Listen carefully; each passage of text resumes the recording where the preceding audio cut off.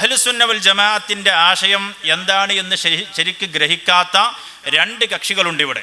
ഒന്ന്, ഇസ്ലാമിൽ പുതുതായി ഇത്തരം അനാചാരങ്ങൾ അവരുടെ സ്വാർത്ഥ താല്പര്യങ്ങൾക്ക് വേണ്ടിയിട്ടായിരിക്കും ചിലപ്പോൾ അത്തരം ചില അനാചാരങ്ങൾ കൊണ്ടുവരാം.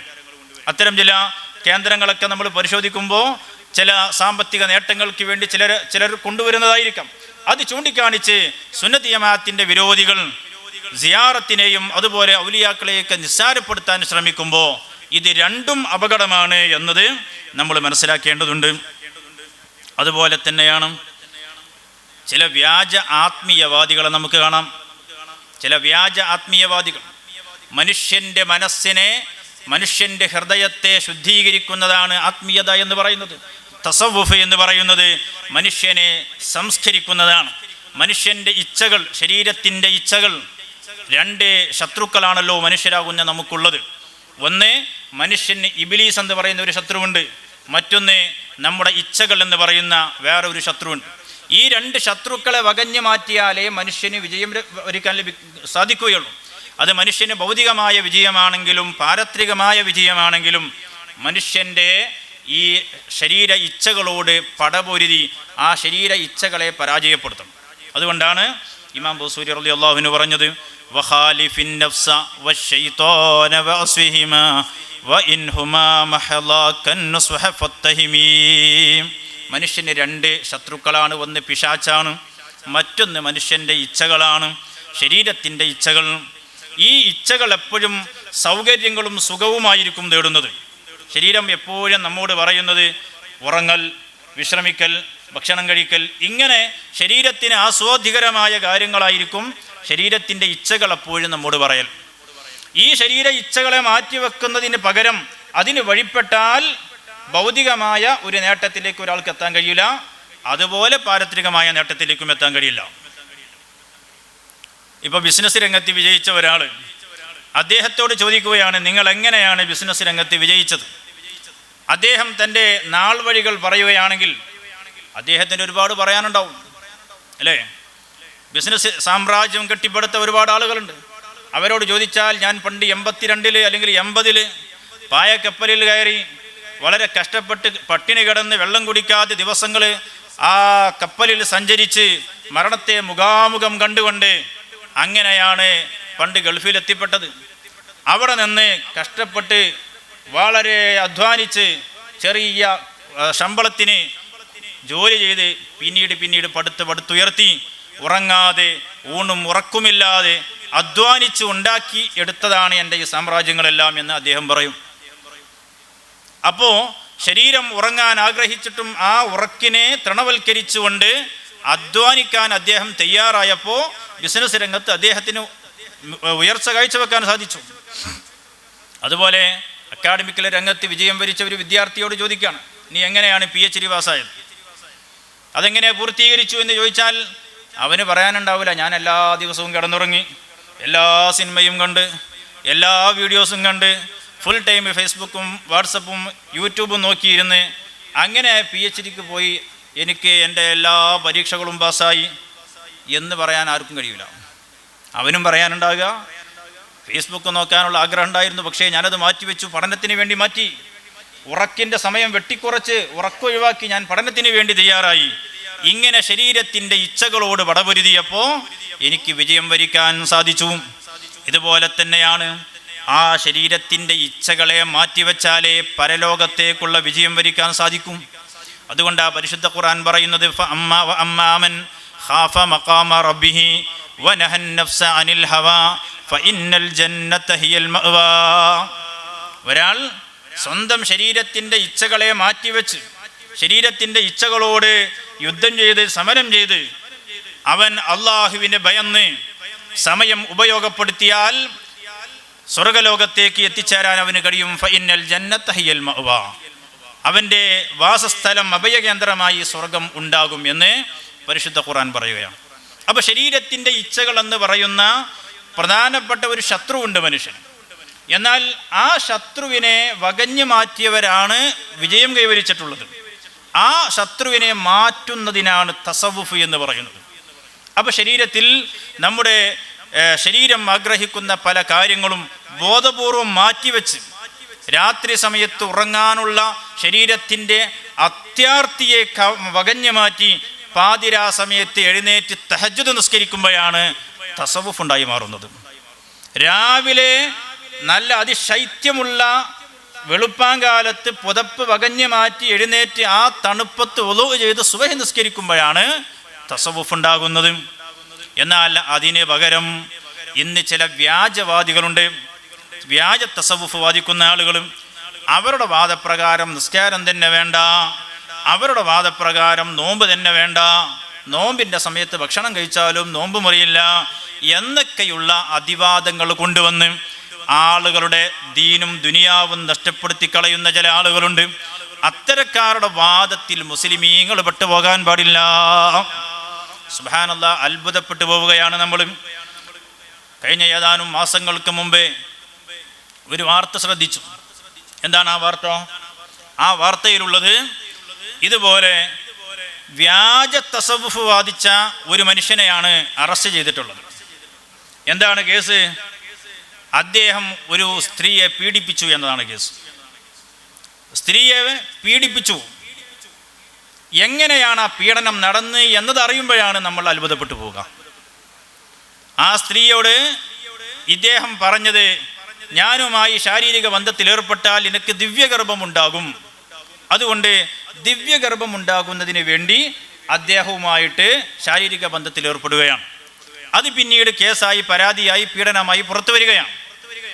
ഇവിടെ നമ്മുടെ സമൂഹത്തിൽ ഇങ്ങനെ അബദ്ധങ്ങൾ പറഞ്ഞാലും ഇങ്ങനെ അശ്ലീലങ്ങൾ പറഞ്ഞാലും അതൊക്കെ ശരിയാണ് എന്ന് വിശ്വസിക്കുന്ന അന്ധവിശ്വാസം പേറി നടക്കുന്ന ആളുകൾ ഇപ്പോഴും നമ്മുടെ സമൂഹത്തിൽ ഉണ്ട് എന്നറിയുമ്പോൾ ലജ്ജിച്ച് തല താഴ്ത്തി പോവുകയാണ്. സുബ്ഹാനല്ലാഹ്, ഇസ്ലാമിൻ്റെ ആദ്യ നാളുകളിൽ നബി സല്ലല്ലാഹു അലൈഹി വസല്ലം തങ്ങൾ ഇസ്ലാമിനെ കുറിച്ച് ഇങ്ങനെ പഠിപ്പിക്കുമ്പോൾ ഒരു അറാബി കടന്നു വരികയാണ്. ആ അറാബി വന്നിട്ട് പറയുന്നു, നബിയെ, തങ്ങൾ പറയുന്ന എല്ലാ കാര്യവും ഞാൻ അംഗീകരിക്കാം, എല്ലാ കാര്യവും അംഗീകരിക്കാം, നിസ്കരിക്കാം, നോമ്പെടുക്കാം, സകാത്ത് കൊടുക്കാം, ഒക്കെ അംഗീകരിക്കാം. പക്ഷേ എനിക്ക് അന്യ സ്ത്രീകളുമായുള്ള വ്യഭിചാരം പാടില്ല എന്ന് പറയാൻ പാടില്ല. അന്നത്തെ സംസ്കാരമാണത്. ആ സംസ്കാരത്തിൽ നിന്ന് നബി സല്ലല്ലാഹു അലൈഹി വസല്ലം തങ്ങൾ അവരെ പതിയെ പതിയെ സംസ്കരിച്ച് ലോകോത്തര മാതൃകകളായി സ്വഹാബത്തിനെ അസ്ഹാബി കന്നുജൂം ഫബിഅയ്യിഹും ഇഖ്തദൈതും ഇഹ്തദൈതും, സ്വഹാബത്തിൽപ്പെട്ട ആരെ പിന്തുടർന്നോ നിങ്ങൾക്ക് സ്വർഗത്തിലെത്താം എന്ന് പറയത്തക്ക വിധത്തിൽ ആ സമൂഹത്തെ നബി സല്ലല്ലാഹു അലൈഹി വസല്ലം തങ്ങൾ മാറ്റിയെടുക്കുകയാണ്. അപ്പോൾ ആറാബി വന്നിട്ട് പറയുന്നു, നബിയെ, അന്യ സ്ത്രീകളുമായുള്ള ശാരീരിക ബന്ധത്തിൽ ഏർപ്പെടാൻ പാടില്ല എന്ന് പറഞ്ഞത് ശരി എന്ന് പറഞ്ഞത് എനിക്ക് ഉൾക്കൊള്ളാൻ പറ്റില്ല, അതൊഴികെ ബാക്കിയൊക്കെ ഞാൻ അംഗീകരിക്കാം എന്ന് പറഞ്ഞപ്പോൾ നബി സല്ലല്ലാഹു അലൈഹി വസല്ലം തങ്ങൾ എന്ത് പറഞ്ഞു? എന്നാലൊരു കാര്യം ചോദിക്കട്ടെ, നിന്റെ ഉമ്മയുണ്ടല്ലോ, നിന്റെ ഉമ്മയുമായി ഒരു അന്യപുരുഷൻ ശാരീരിക ബന്ധത്തിൽ ഏർപ്പെടുന്നതിന് എനിക്ക് ഇഷ്ടപ്പെടുമോ? ഒരിക്കലുമില്ല. നിന്റെ മകളുമായി പറ്റില്ല, സമ്മതിക്കില്ല. നിന്റെ ഭാര്യയുമായോ? എനിക്ക് സഹിക്കാൻ കഴിയില്ല. എങ്കിൽ നബി സല്ലല്ലാഹു അലൈഹി വസല്ലം തങ്ങൾ അദ്ദേഹത്തെ സൈക്കോളജിക്കലായി സമീപിക്കുകയാണെങ്കിൽ, മോനെ, ഞാൻ ചോദിക്കട്ടെ, നീ ഇതുപോലെ ബന്ധത്തിൽ ഏർപ്പെടുന്നവർ ആരുടെയെങ്കിലും ഉമ്മയായിരിക്കില്ലേ? അതല്ലെങ്കിൽ ആരുടെയെങ്കിലും മകളായിരിക്കില്ലേ? അതുമല്ലെങ്കിൽ ആരുടെയെങ്കിലും ഭാര്യയായിരിക്കില്ലേ? സഹോദരിയായിരിക്കില്ലേ? അതുകൊണ്ട് ചെയ്യുന്നത് ശരിയാണോ എന്ന് ചോദിച്ചപ്പോൾ അദ്ദേഹത്തിന് കാര്യം ബോധ്യപ്പെടുകയാണ്. അദ്ദേഹത്തിന് അത് ഉൾക്കൊള്ളാൻ കഴിയുകയാണ്. അപ്പം നബി സല്ലല്ലാഹു അലൈഹി വസല്ലം തങ്ങൾ തുടക്കം തന്നെ, ഇസ്ലാമിൻ്റെ തുടക്കം തന്നെ ഇത്തരത്തിലുള്ള സംസ്കാര ശൂന്യതകളെ മുഴുവനും കഴുകിക്കളഞ്ഞിട്ടാണ് വിശുദ്ധമായ ദീനുൽ ഇസ്ലാമിനെ ഇവിടെ പൂർത്തീകരിച്ചിട്ടുള്ളത്. അങ്ങനെ പൂർത്തീകരിച്ച ആ വിശുദ്ധമായ ദീനുൽ ഇസ്ലാം ഇന്ന് നമ്മൾ മുറുകെ പിടിക്കുമ്പോൾ നമ്മുടെ കേരളത്തിൽ ഇപ്പോഴും ഇത്തരത്തിലുള്ള ഇസ്ലാമിൻ്റെ അടിസ്ഥാനപരമായ ആശയങ്ങളെപ്പോലും വെല്ലുവിളിച്ചുകൊണ്ട് കടന്നു വരുന്ന ചില ആളുകൾക്ക് മുമ്പിൽ ഇത്തരം അന്ധവിശ്വാസത്തിൻ്റെ പേരിൽ ചിലർ പെട്ടുപോകുന്നു എന്നത് നമ്മെ അത്ഭുതപ്പെടുത്തുകയാണ്. ദിവ്യകർമ്മം വാഗ്ദാനം ചെയ്തിട്ട് പീഡിപ്പിക്കാൻ ഒരു വ്യാജ സിദ്ധൻ ഇവിടെ സാധിച്ചുവെങ്കിൽ, പ്രിയപ്പെട്ട സഹോദരങ്ങളെ, നാം എല്ലാവരും സാംസ്കാരിക കേരളത്തിൽ ജീവിക്കുമ്പോൾ നമുക്കെല്ലാവർക്കും അതിൽ വേദനയുണ്ടാകണം. ഒരിക്കലും വിശുദ്ധമായ ദീനുൽ ഇസ്ലാം അത് അംഗീകരിക്കുന്നില്ല എന്ന് മാത്രമല്ല, വിശുദ്ധമായ ദീനുൽ ഇസ്ലാം പറഞ്ഞത് വ്യഭിചാരം പാടില്ല എന്നല്ല ഖുർആൻ പറഞ്ഞത്. വ്യഭിചാരം പാടില്ല എന്നല്ലല്ലോ ഖുർആൻ പറഞ്ഞത്.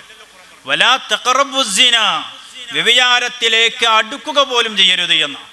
വ്യഭിചാരത്തിലേക്ക് അടുക്കുന്നത് എങ്ങനെയാണ്? ഒരു അന്യ സ്ത്രീയിലേക്ക് ഒരാൾക്ക് ആഗ്രഹം ജനിക്കുന്നത് എങ്ങനെയാണ്? ആ കാഴ്ചയിലൂടെയാണ് മനസ്സിലേക്ക് ആഗ്രഹങ്ങൾ ജനിക്കുന്നത്. ആ മനസ്സിലുള്ള ആഗ്രഹങ്ങളാണ് പിന്നീട് തെറ്റുകളായിട്ട് മാറുന്നത്. അതുകൊണ്ട് തന്നെ ഇസ്ലാം ആ കാഴ്ചയെ തന്നെ അവിടെ തടയുകയാണ്. കാഴ്ചയെ തന്നെ തടയുന്നു. അന്നദറു സഹ്മും മസ്മൂമൻ മിൻ സിഹാമി ഇബ്ലീസ് ഷഫീഉനാ മുഹമ്മദ് റസൂലുള്ളാഹി സ്വല്ലല്ലാഹു അലൈഹി വസല്ലം. അന്യപുരുഷനെ തിരിച്ചങ്ങോട്ടും നോക്കുന്നത് ഇബ്ലീസിന്റെ വിഷത്തിലൂട്ടിയ അമ്പുകളിൽപ്പെട്ട ഒരു അമ്പാണ് എന്ന് മുഹമ്മദ് റസൂലുള്ളാഹി സ്വല്ലല്ലാഹു അലൈഹി വസല്ലം തങ്ങൾ പറയാണ്. എന്താണ് പറഞ്ഞതിൻ്റെ അർത്ഥം? പിശാച് നമ്മെ അമ്പെയ്തുകൊണ്ട് നമ്മെ ധാർമ്മികമായ ശരിയായ വഴിയിൽ നിന്ന് നരകത്തിൻ്റെ വഴിയിലേക്ക് വീഴ്ത്തിക്കളയാൻ ശ്രമിക്കുമ്പോൾ അവൻ്റെ കയ്യിലുള്ള അമ്പുകളിൽപ്പെട്ട പ്രധാനപ്പെട്ട ഒരു അമ്പാണ് നോട്ടം എന്നത്.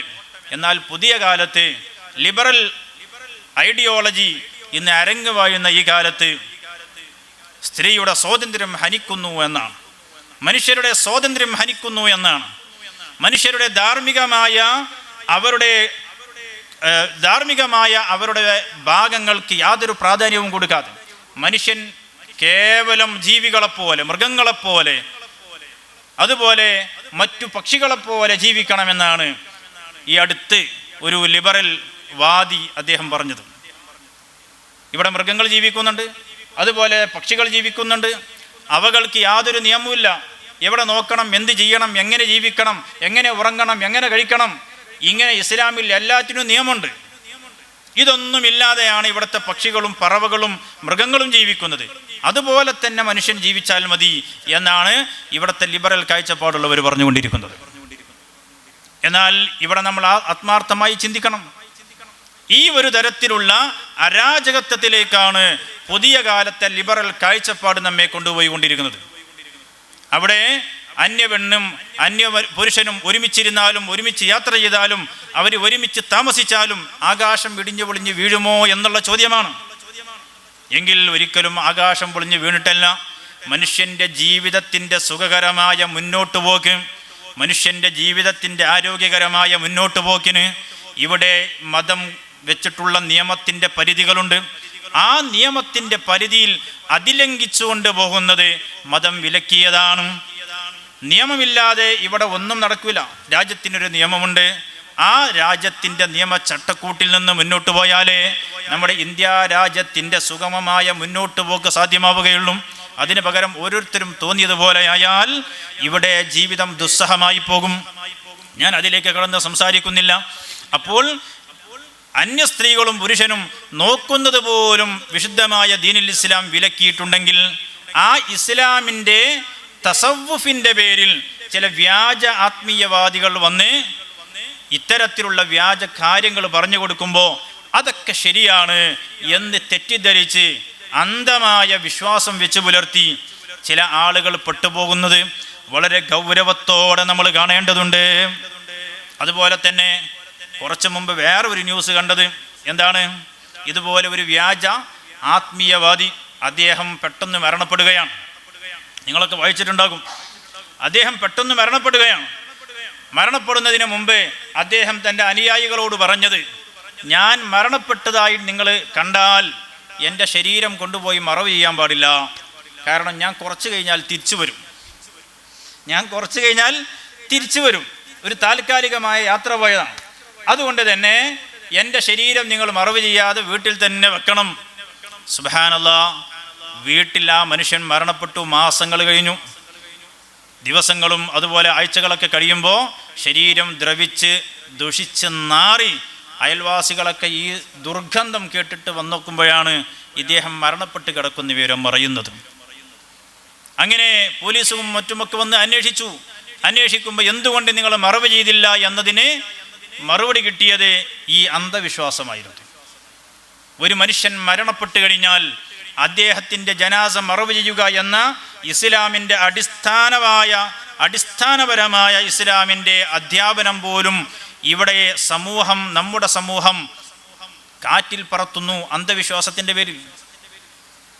എന്തുമാത്രം ദുഃഖകരമാണെന്ന് ആലോചിക്കണം. അള്ളാഹുവിൻ്റെ അമ്പിയാക്കൾ പോലും വഫാത്തായിട്ട് മറവ് ചെയ്തിട്ടുണ്ട്. നബി സല്ലല്ലാഹു അലൈഹി വസല്ലമ തങ്ങൾ വഫാത്തായി 3-ാമത്തെ ദിവസം മറവ് ചെയ്തിട്ടുണ്ട്. അത് മറവ് ചെയ്തത് ജമാഅത്തെ ഇസ്ലാമിക്കാരൻ പറഞ്ഞതുപോലെയല്ല. ജമാഅത്തെ ഇസ്ലാമിക്കാരൻ പറഞ്ഞത് നബി സല്ലല്ലാഹു അലൈഹി വസല്ലമ തങ്ങളുടെ പുണ്യമായ ശരീരം ദുർഗന്ധം വരും എന്നതുകൊണ്ടാണ് മറവ് ചെയ്യാൻ പറഞ്ഞത് എന്നാണ്. ഒരിക്കലുമല്ല. അള്ളാഹുവിൻ്റെ ഔലിയാക്കളുടെ ശരീരം മണ്ണ് തിന്നുകയില്ല. പരിശുദ്ധ ഖുർആൻ പറഞ്ഞതാണ്. അത് അള്ളാഹു തആല അവർക്ക് കൊടുത്തൊരു സംരക്ഷണമാണ്. അതേ സമയത്ത് മറവ് ചെയ്യുന്നത് മനുഷ്യരോടുള്ള ആദരവിൻ്റെ ഭാഗമാണ്. മനുഷ്യൻ മരണപ്പെട്ടാൽ ആ മനുഷ്യൻ്റെ ശരീരത്തെ കുളിപ്പിക്കണം. അത് ഈ പുഴയിൽ വീണ് മരിച്ചാലും പിന്നെയും കുളിപ്പിക്കണം. അതെന്തിനാ? അത് മനുഷ്യനോടുള്ള ആദരവാണ്. അള്ളാഹു തആല മനുഷ്യർക്ക് ആദരവ് നൽകിയിരിക്കുകയാണ്. അതുകൊണ്ട് തന്നെ മനുഷ്യന് അവൻ മരണപ്പെട്ടാലും ആ ആദരവ് നിലനിൽക്കുന്നുണ്ട്. അവൻ മരണപ്പെട്ടാൽ അവൻ്റെ ശരീരം കുളിപ്പിക്കണം. ആ ശരീരത്തെ പരമാവധി നന്നായി കെയർ ചെയ്യണം. ശരീരത്തിൻ്റെ ശരീരോഷ്മാവ് ശരീരത്തിൽ നിന്നും പൂർണ്ണമായും മാറുന്നതിന് മുമ്പ് അവൻ്റെ കെണുപ്പുകളൊക്കെ മയപ്പെടുത്തേണ്ടതുണ്ട്. ശരീരത്തിൻ്റെ ഊഷ്മാവ് പൂർണ്ണമായും മാറിയാൽ പിന്നെ ശരീരത്തിൻ്റെ എല്ലുകൾ അങ്ങനെ വടി പോലെ നിൽക്കും. അത് മനുഷ്യൻ്റെ ആദരവിനോട് യോജിച്ചതല്ല. അതുപോലെ മനുഷ്യൻ മരണപ്പെട്ടാൽ അവൻ്റെ വായ തുറന്നു നിൽക്കും. അതൊരു അഭംഗിയാണ്, അതൊരു വൃത്തികേടാണ്. അതുകൊണ്ട് തന്നെ മനുഷ്യൻ്റെ ആദരവിനത് യോജിച്ചതല്ല. അതുകൊണ്ട് മരണം ഉറപ്പായ ഉടനെ താടയല്ല കെട്ടണം. മനുഷ്യൻ്റെ ദ്വാരങ്ങളിൽ പഞ്ഞി വെക്കണം. കാരണം രക്തം വരാൻ സാധ്യതയുണ്ട്. അത് മനുഷ്യൻ്റെ ആദരവിനോട് യോജിച്ചതല്ല. അതുകൊണ്ട് പഞ്ഞി വെക്കണം. ഇങ്ങനെ മനുഷ്യൻ്റെ ആദരവ് അവൻ്റെ വയറ് വീർത്ത് വരും. അതും മനുഷ്യൻ്റെ ആദരവിനോട് യോജിച്ചതല്ല. അതുകൊണ്ട് ഭാരമുള്ള ഒരു വസ്തു അവൻ്റെ വയറിൽ വെക്കണം. ഇങ്ങനെയൊക്കെ മതം പഠിപ്പിച്ചത് മനുഷ്യൻ്റെ ആദരവിൻ്റെ ഭാഗമാണ്. അങ്ങനെ മനുഷ്യനെ കുളിപ്പിച്ച് വൃത്തിയാക്കി അവന് സുഗന്ധം പൂശി അവനെ നന്നായി കഫൻ ചെയ്തിട്ട് വേണം മനുഷ്യനെ മയ്യത്ത് ഖബറിൽ കൊണ്ടുപോയി വെക്കാൻ. അല്ലാതെ ഏതെങ്കിലും ഒരു ജീവി ചത്തതുപോലെ കുഴിച്ചിടാൻ പറ്റില്ല മനുഷ്യന്. ഇത് ഇസ്ലാം നൽകുന്ന ഒരു ആദരവാണ്. അതുകൊണ്ടാണ് മനുഷ്യനെ മറവ് ചെയ്യാൻ കൽപ്പിച്ചിട്ടുള്ളത്. നബി സല്ലല്ലാഹു അലൈഹി വസല്ലം തങ്ങളടക്കമുള്ള അമ്പിയാക്കളെയും മറവ് ചെയ്യാൻ നമ്മോട് കൽപ്പിച്ചത് ആ അർത്ഥത്തിൽ അവരോടുള്ള ആദരവിൻ്റെ ഭാഗമാണ്. അതേ സമയത്ത് അള്ളാഹുവിൻ്റെ അമ്പിയാക്കൾ മരണപ്പെട്ടാൽ അവരുടെ ശരീരത്തിന് യാതൊരു കേടും ഉണ്ടാവുകയില്ല. പരിശുദ്ധ ഖുർആനിൽ കാണാം, ഫലമ്മാ ഖളീനാ അലൈഹിൽ മൗത മാ ദല്ലഹും അലാ മൗതിഹി ഇല്ലാ ദാബത്തുൽ അർളി തഅകുലു മിൻ സഅതാ. പരിശുദ്ധ ഖുർആനിൽ സുലൈമാൻ നബി അലൈഹി സ്വലാത്തു വസ്സലാമിൻ്റെ മരണവുമായി ബന്ധപ്പെട്ട് പരിശുദ്ധ ഖുർആൻ സൂറത്തുൻ നബഇൽ പറയുന്നു, ഫലമ്മാ ഖളീനാ അലൈഹിൽ മൗത്. സുലൈമാൻ നബി അലൈഹി സ്വലാത്തു വസ്സലാമിന് അല്ലാഹു തആല വലിയ അധികാരം കൊടുത്തിട്ടുണ്ട്. വലിയ അധികാരം സുലൈമാൻ നബി അലൈഹി സ്വലാമിന് അല്ലാഹു കൊടുത്തു. അധികാരം എന്ന് പറയുമ്പോൾ മനുഷ്യരെ മാത്രമല്ല, ജിന്നുകളെ സുലൈമാൻ നബി അലൈഹി സ്വലാം നിയന്ത്രിച്ചിരുന്നു. അതുപോലെ മൃഗങ്ങളെ നിയന്ത്രിച്ചിരുന്നു. എല്ലാ ജീവികളും സുലൈമാൻ നബി അലൈഹി സ്വലാമിന് കീഴിലായിരുന്നു. എല്ലാ ജീവികളും. ഖുർആനിൽ തന്നെ മറ്റൊരായത്തിൽ കാണാം, ബഹുമാനപ്പെട്ട സുലൈമാൻ നബി അലൈഹി സ്വലാത്തു വസ്സലാം ഇങ്ങനെ നടന്നു പോകുമ്പോൾ ഒരു കൂട്ടം ഉറുമ്പുകൾ ഇങ്ങനെ വരിയിട്ട് നടന്നു പോകുന്നുണ്ട്. ഉറുമ്പുകൾ ഇങ്ങനെ വരിയിട്ട് പോകുമ്പോൾ സുലൈമാൻ നബി അലൈഹി സ്വലാത്തു വസ്സലാം കൂടെയുള്ള അനുയായികളോട് പറഞ്ഞു, നിൽക്കൂ. ഉറുമ്പുകൾ നമ്മൾ അറിയാതെ ചവിട്ടിപ്പോകും. അപ്പോൾ സുലൈമാൻ നബി അലൈഹി സ്വലാമും അനുയായികളും വരുന്നത് കണ്ടപ്പോൾ ആ കൂട്ടത്തിലെ നേതാവായ ഉറുമ്പ് തൻ്റെ കൂടെയുള്ള മറ്റു സഹ ഉറുമ്പുകളോട് പറയുകയാണ്, അയ്യത്തുഹൻ നംലു ദുഖുലു മസാകിനകും ലാ യഹ്തിമന്നകും സുലൈമാനു വജുനൂദുഹു വഹും ലാ യശ്ഉറൂൻ. ആ ഉറുമ്പ് എഴുന്നേറ്റിട്ട് പറയാണ്, ഉറുമ്പുകളെ വേഗം മാളത്തിലേക്ക് മാറിക്കോളൂ, സുലൈമാൻ നബിയും കൂട്ടരും വരുന്നുണ്ട്. അവർ നമ്മെ ചവിട്ടിച്ചതച്ചു കളയും. ഒരുപക്ഷെ അവരത് അറിയുക പോലുമില്ല. അതുകൊണ്ട് അപകടത്തിൽ നിന്ന് രക്ഷപ്പെടാൻ വേഗം മാളത്തിലേക്ക് കയറിക്കോളൂ. ഈ ഉറുമ്പിൻ്റെ സംസാരം ബഹുമാനപ്പെട്ട സുലൈമാൻ നബി അലൈഹി സ്വലാത്തു വസ്സലാം കേൾക്കുകയാണ്. സുലൈമാൻ നബി അലൈഹി സ്വലാം അവിടെ നിന്ന് ചിരിച്ചുകൊണ്ട് ഉറുമ്പുകൾ മുഴുവനും മാളത്തിലേക്ക് കയറുന്നത് വരെ അവിടെ നിന്നു എന്ന് പരിശുദ്ധ ഖുർആൻ പറയുകയാണ്. ഇങ്ങനെ എല്ലാ ജീവികളെയും അല്ലാഹു തആല കീഴ്പ്പെടുത്തി കൊടുത്ത ഒരു നബിയാണ്, ലോകമൊട്ടാകെ അടക്കി ഭരിച്ച നബിയാണ് നബിയുല്ലാഹി സുലൈമാൻ അലൈഹിസ്സലാം. ആ സുലൈമാൻ നബി അലൈഹി സ്വലാത്തു വസ്സലാം മനുഷ്യരെ ബുദ്ധിമുട്ടിക്കുന്ന, ആക്രമിക്കുന്ന ജിന്നുകളെ, ശൈത്വാന്മാരെ സുലൈമാൻ നബി അലൈഹി സ്വലാം ബന്ധിച്ച് അവർക്ക് നല്ല പണി കൊടുക്കുമായിരുന്നു. അവർക്ക് ഡ്യൂട്ടികൾ കൊടുത്ത് അവരെ വരുതിയിൽ നിർത്തുമായിരുന്നു സുലൈമാൻ നബി അലൈഹി സ്വലാം. അങ്ങനെ ജിന്നുകളൊക്കെ സുലൈമാൻ നബി അലൈഹി സ്വലാമിൻ്റെ കീഴിൽ ഇങ്ങനെ കഠിനമായ ജോലി ചെയ്തുകൊണ്ടിരിക്കുകയാണ്. മനുഷ്യർക്ക് ബുദ്ധിമുട്ടില്ലാതെ മുന്നോട്ട് പോവുകയാണ്. സുലൈമാൻ നബിയെ പേടിച്ചുകൊണ്ട് അവർ ആ ജോലിയിൽ തുടരുകയാണ്. സുലൈമാൻ നബി അലൈഹി സ്വലാത്തു വസ്സലാം ആണെങ്കിൽ നിസ്കരിക്കാൻ വേണ്ടി കൈകെട്ടിയിട്ടുണ്ട്, നിസ്കാരത്തിൽ ഇങ്ങനെ നിൽക്കുകയാണ്. ആ നിസ്കാരത്തിൻ്റെ ഇടയിലാണ് ബഹുമാനപ്പെട്ട സുലൈമാൻ നബി അലൈഹി സ്വലാത്തു വസ്സലാമിനുള്ള മരണം അല്ലാഹു തആല കണക്കാക്കുന്നത്. ഫലമ്മാ ഖളീന അലൈഹിൽ മൗത്ത്, സുലൈമാൻ നബി അലൈഹി സ്വലാമിൻ്റെ മരണം അല്ലാഹു തആല കണക്കാക്കി. ബഹുമാനപ്പെട്ട സുലൈമാൻ നബി അലൈഹി സ്വലാത്തു വസ്സലാം നിസ്കാരത്തിനിടെ മരണപ്പെട്ടു പോവുകയാണ്. മരണപ്പെട്ടു പോയ വിവരം പിന്നിലുള്ള ജിന്നുകൾ അറിഞ്ഞില്ല. ഫലമ്മാ ഖളീന അലൈഹിൽ മൗത മാ ദല്ലഹും അലാ മൗതിഹി ഇല്ലാ ദാബത്തുൽ അർളി തഅകുലു മിൻ സഅത. ബഹുമാനപ്പെട്ട സുലൈമാൻ നബി അലൈഹി സ്വലാത്തു വസ്സലാം കയ്യിൽ പിടിച്ചിരുന്ന തൻ്റെ ഊന്നുവടി ചിതലരിക്കാൻ തുടങ്ങിയപ്പോൾ ആ ഊന്നുവടി മുറിഞ്ഞുകൊണ്ട് സുലൈമാൻ നബി അലൈഹി സ്വലാത്തു വസ്സലാം ഒരു സൈഡിലേക്ക് അങ്ങ് ചാഞ്ഞ് വീണപ്പോൾ അപ്പോഴാണ് ജിന്നുകൾ വിവരമറിയുന്നത് സുലൈമാൻ നബി അലൈഹി സ്വലാം വഫാത്തായിട്ടുണ്ട് എന്ന വിവരം. അതുവരെ അവർക്ക് ആ വിവരം അറിയില്ല. അപ്പോൾ അവർ പറയാണ്, നമുക്ക് മറഞ്ഞ കാര്യങ്ങൾ അറിയുമായിരുന്നുവെങ്കിൽ നമ്മൾ ഇങ്ങനെ ഇത്രയും അധ്വാനിക്കേണ്ടി വരുമായിരുന്നില്ലല്ലോ. ബഹുമാനപ്പെട്ട ഇമാം ബൈലാവി റളിയല്ലാഹു അൻഹു ഈ ആയത്ത് വിശദീകരിച്ചുകൊണ്ട് പറയുന്നുണ്ട്, സുലൈമാൻ നബി അലൈഹി സ്വലാത്തു വസ്സലാം നിന്നിട്ട് വഫാത്തായ ശേഷം വടി ചിതലരിക്കുന്നു. അപ്പോൾ സുലൈമാൻ നബി വഫാത്തായിട്ട് ദിവസങ്ങൾ എത്ര ആയിട്ടുണ്ടാകും? അവിടെ ഇമാമുകൾ ചർച്ച ചെയ്യുന്നു. ചരിത്രത്തിൻ്റെ അപഗ്രഥനം നടക്കുന്നു. 1 വർഷമായിട്ട് സുലൈമാൻ നബി അലൈഹി സ്വലാം വഫാത്തായി ഒരേ നൃത്തം നിന്നിട്ടുണ്ട് എന്നാണ് ചരിത്രത്തിൻ്റെ ഏറ്റവും പ്രബലമായ അഭിപ്രായം. 1 വർഷം സുലൈമാൻ നബി വഫാത്തായിട്ട് അവിടുത്തെ ശരീരത്തിന് യാതൊരു പോറലുമില്ല, യാതൊരു മാറ്റവുമില്ല. അള്ളാഹുവിൻ്റെ അമ്പിയാക്കൾക്ക് ഇന്നല്ലാഹ ഹറമ അലൽ അർളി അജ്സാദൽ അംബിയാ, അമ്പിയാക്കൾക്കുള്ള ഒരു പവറാണ്. ഭൂമി അവരുടെ ശരീരം തിന്നുകയില്ല. അവരുടെ ശരീരം ഇനി മറവ് ചെയ്തില്ല എങ്കിൽ പോലും യാതൊരു കോട്ടവും അതിൻ്റെ പേരിൽ ഉണ്ടാവുകയില്ല. എന്നാൽ അമ്പിയാക്കളെ മറവ് ചെയ്തത് അത് ആദരവിൻ്റെ ഭാഗമാണ്. എന്നാൽ ഞാൻ പറഞ്ഞു വരുന്നത് അടിസ്ഥാനപരമായി ഇസ്ലാമിൻ്റെ ഒരു പാഠമാണ് ഒരു മനുഷ്യൻ മരിച്ചാൽ മറവ് ചെയ്യുക എന്നത്. എന്നാൽ ചില അന്ധവിശ്വാസത്തിൻ്റെ പേരിൽ മനുഷ്യൻ മരണപ്പെട്ടിട്ട് അവൻ വീണ്ടും ജീവിതത്തിലേക്ക് തിരിച്ചു വരുമെന്ന് വിശ്വസിച്ചിട്ട് മനുഷ്യനെ മറവ് ചെയ്യാതെ അവൻ്റെ ശരീരം ദുർഗന്ധം വമിച്ച് ആളുകൾ ഓടിക്കൂടുന്ന ഒരവസ്ഥയിലേക്ക് നമ്മുടെ കേരളത്തിൽ സാഹചര്യങ്ങൾ വരുന്നു. ഇത്രമാത്രം ഇസ്ലാമിക അധ്യാപനങ്ങളും ഇസ്ലാമിക പാഠശാലകളും പണ്ഡിതന്മാരുമൊക്കെ നിറഞ്ഞു നിൽക്കുന്ന നമ്മുടെ ഈ കേരളത്തിലും ഇത്തരം അന്ധവിശ്വാസങ്ങൾ വരുന്നുവെങ്കിൽ നമ്മൾ കാര്യഗൗരവത്തോടെ ആലോചിക്കേണ്ടതുണ്ട്. ഒരിക്കലും ഇസ്ലാമിക വിശ്വാസം അതിന് ഉത്തരവാദിയല്ല. അത്തരം അന്ധവിശ്വാസങ്ങൾക്ക് ഇസ്ലാം ഉത്തരവാദിയല്ല. അതുകൊണ്ട് തന്നെ അന്ധവിശ്വാസത്തിൻ്റെ പേരിൽ എന്തെല്ലാം കാര്യങ്ങളാണ് നമ്മുടെ നാട്ടിൽ നടന്നുകൊണ്ടിരിക്കുന്നത്. സുബ്ഹാനല്ലാഹ്, ചില ആഭിചാര ക്രിയകൾ ചെയ്യുന്ന ആളുകളെന്ന പേരിൽ പല നാട്ടിലുണ്ടാവും പല ആളുകളും.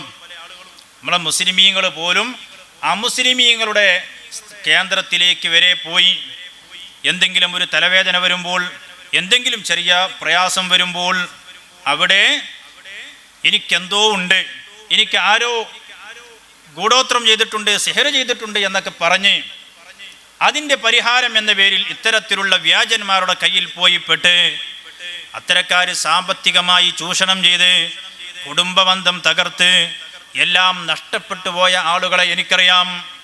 കഴിഞ്ഞ 2 ദിവസം മുമ്പ് ഒരു സുഹൃത്ത് പറഞ്ഞു, ഞാൻ എൻ്റെ ബൈക്ക് വിറ്റ് കളഞ്ഞു.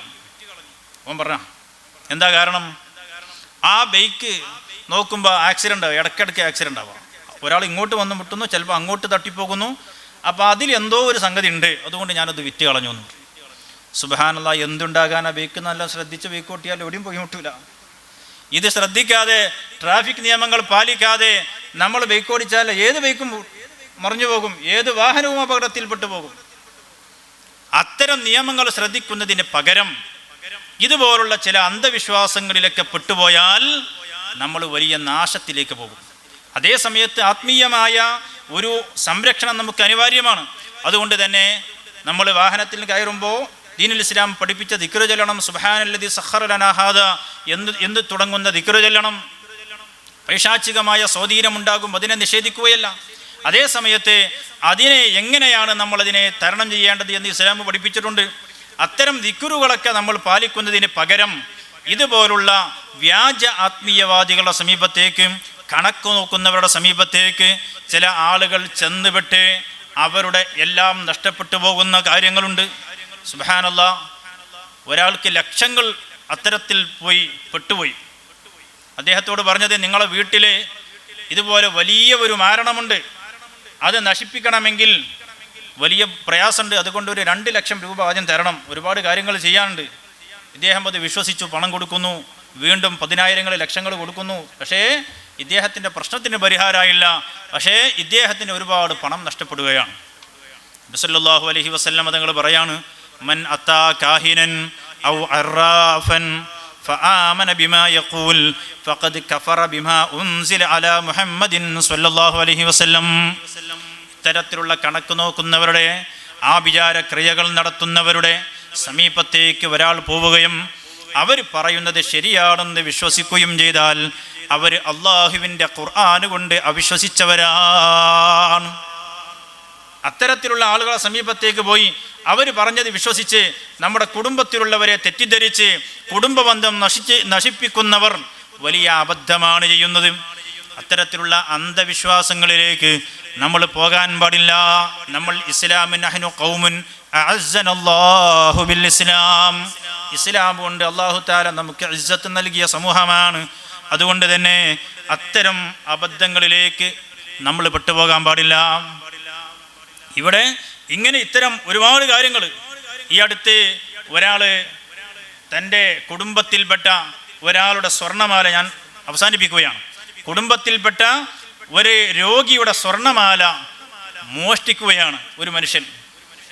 അദ്ദേഹത്തെ ആ വീട്ടിലെ കുടുംബക്കാർ, വേറെ ആരും അവിടെ വന്നിട്ടില്ല, വേറെ ആരും വന്നു പോയിട്ടില്ല. ഇദ്ദേഹം പോയതിന് ശേഷം അവിടുത്തെ മാല കാണുന്നില്ല.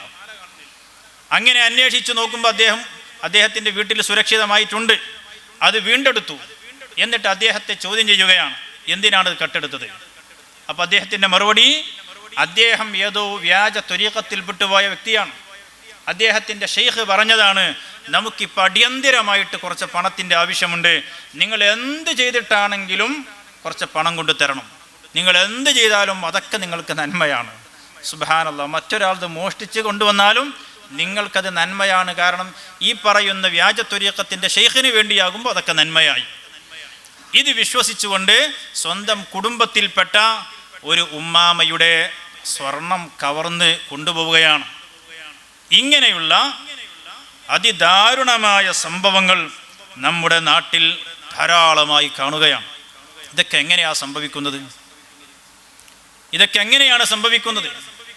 അതുപോലെ നമ്മുടെ നാട്ടിൽ പ്രബുദ്ധമായ നമ്മുടെ കേരളം, സാക്ഷര സുന്ദരമായ നമ്മുടെ കേരളം, നമ്മുടെ സമൂഹത്തെ മറ്റുള്ളവർക്കിടയിൽ അപഹസിക്കപ്പെടാൻ മാത്രം എന്തെല്ലാം അനാചാരങ്ങളാണ് നമ്മൾ നടത്തിക്കൊണ്ടിരിക്കുന്നത്. നമ്മുടെ വിവാഹവേളകൾ എന്ന് പറയുന്നത് നമുക്ക് അഭിമാനത്തിൻ്റെ, നമ്മുടെ സാംസ്കാരിക തനിമയുടെ ഒരു വലിയ പ്രകാശനമല്ലേ? വിശുദ്ധമായ ദീനുൽ ഇസ്ലാം വളരെ പ്രധാനപ്പെട്ട അമലായി പഠിപ്പിച്ചതാണ് വിവാഹം എന്ന് പറയുന്നത്. എന്നാൽ ഇന്ന് നടക്കുന്ന നമ്മുടെ വിവാഹ ആഘോഷങ്ങളിൽ നടക്കുന്ന കാട്ടിക്കൂട്ടലുകൾ എന്തെല്ലാമാണ്? ഇത്തരം നമ്മുടെ പണത്തിൻ്റെ, പത്രാസിൻ്റെ മേന്മ പറയാൻ വേണ്ടി സുബ്ഹാനല്ലാഹ് ലക്ഷക്കണക്കിന് രൂപയുടെ മിഠായി വാങ്ങി മിഠായി ജാഥ പോകുകയാണ്. അതുപോലെ വരനും വധുവും JCBയിൽ വരികയാണ്. ഒരു വീഡിയോയിൽ കാണുകയാണ്, വരനും ഒരു JCBയിൽ വരും. എന്നിട്ട് അതെല്ലാം കൂടി JCB കൊട്ടുന്നത് പോലെ ആളുകൾക്കിടയിൽ വരനെയും വധുവിനെയും കൊണ്ട് കൊട്ടുകയാണ്. അതുപോലെ റോഡിൽ ആഭാസങ്ങൾ, ഡിക്കിയിൽ പോവുകയാണ് വരനും വധുവും. എന്തെല്ലാം തോന്നിവാസങ്ങളാണ്! ഇതൊക്കെ മുസ്ലിമീങ്ങളുടെ വിവാഹമാണ് പോകുന്നത് എന്ന് അത് നോക്കിയിട്ട് അപ്പുറത്ത് നമ്മുടെ അമുസ്ലിം സഹോദരങ്ങൾ പറയുകയാണ്. ഇങ്ങനെ നമ്മുടെ മതത്തെ പറയിപ്പിക്കുവാൻ അല്ലാഹു തആല നമുക്ക് സാമ്പത്തികമായ ശേഷി തന്നപ്പോൾ ഇത് എങ്ങനെ ഉപയോഗപ്പെടുത്തണം, എങ്ങനെ ചെലവഴിക്കണമെന്നറിയാതെ എന്തെല്ലാമോ കാട്ടിക്കൂട്ടുന്ന ഒരു സമൂഹമായി നമ്മുടെ സമൂഹം അധപതിക്കാൻ പാടുണ്ടോ? നബി സല്ലല്ലാഹു അലൈഹി വസല്ലം തങ്ങൾ പഠിപ്പിച്ചു, ഇന്ന അഅ്ളമൻ നിക്കാഹി ബറകതൻ ഐസറുഹു മുഅ്നാ. ചെലവ് ചുരുങ്ങിയ വിവാഹമാണ് ഏറ്റവും നല്ല വിവാഹം. പരമാവധി ചെലവ് ചുരുക്കിയിട്ട് പരമാവധി ലളിതമായിട്ട് വേണം വിവാഹം നടത്താൻ. ഇന്ന് നമ്മൾ മത്സരമാണ്. അപ്പുറത്തെ വീട്ടിൽ 2 തരം ചോറാണെങ്കിൽ നമ്മുടെ വീട്ടിൽ അതിന് ഇരട്ടിയാകണം. അവിടുത്തെ വിഭവം എന്താണോ അതിൻ്റെ നേരെ ഇരട്ടിയാകണം. അപ്പുറത്തെ പോലെ ചിലവാക്കാൻ എൻ്റെ കയ്യിൽ പണമുണ്ടോ, ഇല്ലെങ്കിൽ കടം വാങ്ങണം. ഇങ്ങനെ മത്സരത്തിന് വേണ്ടി, പൊങ്ങച്ചത്തിന് വേണ്ടി നമ്മുടെ കർമ്മങ്ങളൊക്കെ മാറുകയാണ്. ബഹുമാനപ്പെട്ട സയ്യിദന അബ്ദുറഹ്മാൻ ഇബ്നു ഔഫ് റളിയല്ലാഹു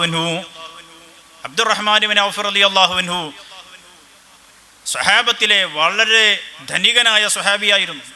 മക്കയിൽ നിന്ന് മദീനയിലേക്ക് ഹിജറ പോയപ്പോൾ ബഹുമാനപ്പെട്ട അബ്ദുറഹ്മാൻ ഇബ്നു ഔഫ് റളിയല്ലാഹു അൻഹുവിനെ നബി സല്ലല്ലാഹു അലൈഹി വസല്ലം തങ്ങൾ കൂട്ടിക്കൊടുത്ത കൂട്ടുകാരൻ, അൻസ്വാരികളിലെ കൂട്ടുകാരൻ, ഒരു വലിയ ധനികനായിരുന്നു. അദ്ദേഹം തൻ്റെ സമ്പത്തിൻ്റെ നേർപകുതി അബ്ദുറഹ്മാൻ ഇബ്നു ഔഫ് റളിയല്ലാഹു അൻഹുവിന് വെച്ച് നീട്ടിയപ്പോൾ ബഹുമാനപ്പെട്ട അബ്ദുറഹ്മാൻ ഇബ്നു ഔഫ് റളിയല്ലാഹു അൻഹു പറഞ്ഞു, എനിക്ക് വേണ്ട സഹോദര, നിങ്ങളുടെ പണമൊന്നും എനിക്ക് വേണ്ട. നിങ്ങൾ എനിക്ക് ഏതാനും ദിർഹം കടം തരണം, ഇവിടുത്തെ മാർക്കറ്റ് കാണിച്ചു തരണം, ഞാൻ കച്ചവടം ചെയ്തുകൊള്ളാം. അബ്ദുറഹ്മാൻ ഇബ്നു ഔഫ് റളിയല്ലാഹു അൻഹു മാർക്കറ്റിൽ ചെന്ന് തൻ്റെ വസ്ത്രവ്യാപാരം തുടങ്ങി. അത് വികസിച്ചു, വളർന്ന് പന്തലിച്ചു. വലിയ മുതലാളിയായി അബ്ദുറഹ്മാൻ ഇബ്നു ഔഫ് റളിയല്ലാഹു അൻഹു. ആ അബ്ദുറഹ്മാൻ ഇബ്നു ഔഫ് റളിയല്ലാഹു അൻഹു വലിയ ധനാഢ്യരായി മാറിയപ്പോൾ ഒരു ദിവസം ബഹുമാനപ്പെട്ടവർ പള്ളിയിൽ വരികയാണ്. പള്ളിയിൽ വരുമ്പോൾ നബി സല്ലല്ലാഹു അലൈഹി വസല്ലം തങ്ങൾ ശ്രദ്ധിക്കുകയാണ്. അബ്ദുറഹ്മാൻ ഇബ്നു ഔഫ് റളിയല്ലാഹു അൻഹുവിൻ്റെ ശരീരത്തിലെ വസ്ത്രത്തിലെ അത്തറിൻ്റെ അടയാളം കാണുകയാണ്. നബി സല്ലല്ലാഹു അലൈഹി വസല്ലം തങ്ങളും അത്തറിൻ്റെ ഫലമ്മാ റഅ അസറ സ്വഫറതി ഫീ ബഅദി സിയാബിഹി, നബി സല്ലല്ലാഹു അലൈഹി വസല്ലം തങ്ങൾ വസ്ത്രത്തിൽ ആ അടയാളം കണ്ടപ്പോൾ റസൂലുള്ളാഹി തങ്ങൾ തിരക്കി, മാ ഹാദാ, അബ്ദുറഹ്മാൻ എന്താണിത് എന്ന് തിരക്കിയപ്പോൾ ബഹുമാനപ്പെട്ട അബ്ദുറഹ്മാൻ ഔഫ് റളിയല്ലാഹു അൻഹു മറുപടി പറഞ്ഞു, തസവ്വജതു ഇംറഅതൻ, നബിയെ ഞാനൊരു വിവാഹം കഴിച്ചിട്ടുണ്ട്. നബി സല്ലല്ലാഹു അലൈഹി വസല്ലം തങ്ങൾ മദീനത്തുണ്ടെങ്കിലും റസൂലുള്ളാഹി പോലും ആ വിവാഹത്തിൻ്റെ കാര്യം പറഞ്ഞിട്ടില്ല. ഞാനിങ്ങനെ ചെറുതായിട്ടൊരു വിവാഹം കഴിച്ചിട്ടുണ്ട് എന്ന് പറഞ്ഞു. നബി സല്ലല്ലാഹു അലൈഹി വസല്ലം തങ്ങൾ ചോദിച്ചു, എന്നാൽ എന്താ മഹർ കൊടുത്തത്?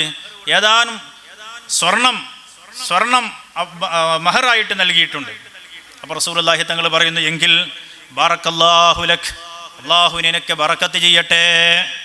ഭാര്യ ഭർത്താക്കന്മാർക്ക്, വധൂവരന്മാർക്ക് ആശംസയായി അർപ്പിക്കേണ്ടത് അതാണ്. അതിന് പകരം വിവാഹ സൽക്കാരത്തിൻ്റെ പേരിൽ വരൻ്റെ കൂട്ടുകാർ ഒരുമിച്ച് ചേർന്ന് ആ വധുവിൻ്റെ വീട് അവിടെ ശബ്ദമുണ്ടാക്കി, ബഹളമുണ്ടാക്കി ഒരു ചന്തയുടെ പ്രതീതി സൃഷ്ടിക്കുന്നതല്ല നമ്മുടെ സംസ്കാരം. സുബ്ഹാനല്ലാഹ്, ഈ അടുത്ത് ഒരു വധുവിൻ്റെ പിതാവ് വരൻ്റെ കൂട്ടുകാരോട് ഇറങ്ങിപ്പോകാൻ പറയേണ്ടി വന്നു. എന്താ കാരണം? അത്രമാത്രം തോന്നിവാസമാണ് ആ വീട്ടിൽ നടത്തിയത്. അവിടെയുള്ള പലതും നശിപ്പിച്ചു. സുബ്ഹാനല്ലാഹ്, വേറൊരു വീഡിയോയിൽ കണ്ടത് എന്താണ്? ഒരാൾ ഗൾഫിൽ നിന്ന് വന്നിരിക്കുകയാണ്. എന്തിന്? പകരം വീട്ടാൻ. തൻ്റെ കല്യാണത്തിന് കൂട്ടുകാരെ തന്നോട് ചെയ്തതിന് പ്രതികാരം ചോദിക്കാൻ വേണ്ടി ഇവൻ ഗൾഫിൽ നിന്ന് അതിനു വേണ്ടി വന്നിരിക്കുക. ഇങ്ങനെ ഇസ്ലാം പഠിപ്പിച്ച സംസ്കാരമല്ല. നബി സല്ലല്ലാഹു അലൈഹി വസല്ലം തങ്ങൾ ബറക്കത്തിന് വേണ്ടി ദുആ ചെയ്യുകയാണ്. ബാറക്കല്ലാഹു ലക് എന്ന് പറഞ്ഞ് ആശംസിക്കുകയാണ്. എന്നിട്ട് റസൂലുള്ളാഹി പറയാണ്, ഔലിം വലൗ ബിശാത്ത്, ഔലിം വലൗ ബിശാത്ത്, വിവാഹത്തിന് സദ്യ കൊടുക്കണം. നിങ്ങൾ തങ്ങൾ പരസ്പരം ശാരീരികമായി ബന്ധപ്പെട്ടതിന് ശേഷം വലീമത്ത് സദ്യ കൊടുക്കണം. വലൗ ബിശാത്തിൻ, ഒരാടിനെ അറുത്തിട്ടെങ്കിലും സദ്യ കൊടുക്കണം. അപ്പോൾ വിവാഹത്തിന് ക്ഷണിക്കുന്നവർക്ക് വിവാഹത്തിൻ്റെ ക്ഷണം സ്വീകരിച്ച് വരുന്ന അതിഥികൾക്ക് ഭക്ഷണം കൊടുക്കൽ അത് നല്ല സംസ്കാരമാണ്. പക്ഷേ പലപ്പോഴും നമ്മുടെ നാട്ടിൽ നടക്കുന്ന വിവാഹങ്ങളിൽ വലീമത്തിൻ്റെ സുന്നത്ത് കിട്ടാതെയായി പോവുകയാണ്. ശാരീരിക ബന്ധം നടന്നതിന് ശേഷമാണ് വലീമത്തിൻ്റെ സുന്നത്തുള്ളത്. ഔലിം വലൗ ബിശാത്തിൻ, നബി സല്ലല്ലാഹു അലൈഹി വസല്ലം തങ്ങൾ പറയുകയാണ്. അപ്പോൾ ഒരു സമ്പൂർണമായ, ഒരു മാതൃകാപരമായ ഒരു വിവാഹത്തെ നബി സല്ലല്ലാഹു അലൈഹി വസല്ലം തങ്ങൾ അബ്ദുറഹ്മാൻ ഇബ്നു ഔഫ് റളിയല്ലാഹു അൻഹുവിൻ്റെ വിവാഹത്തെ നബി സല്ലല്ലാഹു അലൈഹി വസല്ലം തങ്ങൾ സമൂഹത്തിന് പഠിപ്പിച്ചു കൊടുക്കുകയാണ്. മാതൃകാപരമായ വിവാഹം. ഇതിന് പകരം വിവാഹം എന്ന് പറയുന്ന ഏറ്റവും പ്രധാനപ്പെട്ട ഈ ഒരു ചടങ്ങിനെ നമ്മൾ ആഭാസത്തിന് വേണ്ടി ഉപയോഗപ്പെടുത്തുകയാണ്.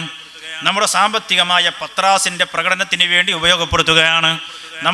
നമ്മുടെ സാമ്പത്തിക ശേഷി പ്രകടിപ്പിക്കുന്നതിന് വേണ്ടി ഉപയോഗപ്പെടുത്തുകയാണ്. ഇതുകൊണ്ട് സംഭവിക്കുന്നത് നമ്മുടെ മതത്തെ തന്നെ മറ്റുള്ളവർ പരിഹസിക്കുന്ന തരത്തിലേക്ക് മാറുകയാണ്. അങ്ങനെ ഒരിക്കലും വിശുദ്ധമായ നമ്മുടെ മതത്തെ പരിഹസിക്കാൻ നാം കാരണമാകാൻ പാടില്ല. ഒരിക്കലും നാം കാരണമായി നമ്മുടെ മതത്തെ ചീത്ത പറയാൻ പാടില്ല. നബി സല്ലല്ലാഹു അലൈഹി വസല്ലം പരിശുദ്ധ ഖുർആൻ പറയുന്നുണ്ടല്ലോ, മറ്റുള്ളവരുടെ മുമ്പിൽ വെച്ച് അവർ ആരാധിക്കുന്ന മറ്റു മതക്കാരുള്ള സ്ഥലത്ത് അവർ ആരാധിക്കുന്ന വിഗ്രഹങ്ങളെ നിങ്ങൾ പോയി ചീത്ത പറയാൻ പാടില്ല. എന്തുകൊണ്ട്? അവർ തിരിച്ച് അള്ളാഹുവിനെ ചീത്ത പറയും. അള്ളാഹുവിനെ ചീത്ത പറയാൻ നിങ്ങൾ കാരണമാകാൻ പാടില്ല. അള്ളാഹുവിൻ്റെ മതത്തെ പരിഹസിക്കാൻ നമ്മൾ കാരണമാകാൻ പാടില്ല. അതുകൊണ്ട് തന്നെ ഞാൻ എൻ്റെ സംസാരം അവസാനിപ്പിക്കുകയാണ്. ഇത്തരം കാര്യങ്ങൾ വളരെ കാര്യഗൗരവത്തിൽ നമ്മൾ ആലോചിച്ച് നാം നമ്മുടെ സുഹൃത്തുക്കളോട്, നമ്മുടെ കൂടെ ജോലി ചെയ്യുന്നവരോട്, കൂടെ പഠിക്കുന്നവരോട് ഈ ഒരു വലിയ ആശയം അവർക്ക് കൈമാറി ഇത്തരത്തിലുള്ള അനാചാരങ്ങൾ, ഇത്തരത്തിലുള്ള ധൂർത്തുകൾ, ഇത്തരത്തിലുള്ള ആഭാസങ്ങൾ നമ്മുടെ സമൂഹത്തിൽ നിന്നും ഉണ്ടാകാൻ പാടില്ല. അതിന് നമ്മളെല്ലാവരും ഒരുമിച്ച് പ്രവർത്തിക്കണം. അല്ലാഹു സുബ്ഹാനഹു വ തആല നമുക്ക് തൗഫീഖ് നൽകുമാറാവട്ടെ. വിശുദ്ധമായ റമദാനു ശരീഫ് അനുകൂലമായി സാക്ഷി നിൽക്കുന്ന ശരിയായ മുഅ്മിനീങ്ങളിൽ, സ്വാലിഹീങ്ങളിൽ അർഹമുർ റഹീമായ അല്ലാഹ് ഞങ്ങളെ എല്ലാവരെയും നീ ഉൾപ്പെടുത്തി അനുഗ്രഹിക്കണം റഹ്മാനെ. അല്ലാഹുവേ, വിശുദ്ധമായ റമദാനിലെ വളരെ പ്രധാനപ്പെട്ട ആദ്യത്തെ 10 വിട പറയാൻ ദിവസങ്ങൾ മാത്രം ബാക്കി നിൽക്കുന്നു. ഞങ്ങൾക്കെല്ലാവർക്കും നീ റഹ്മത്ത് ധാരാളമായി നൽകണം റഹ്മാനെ.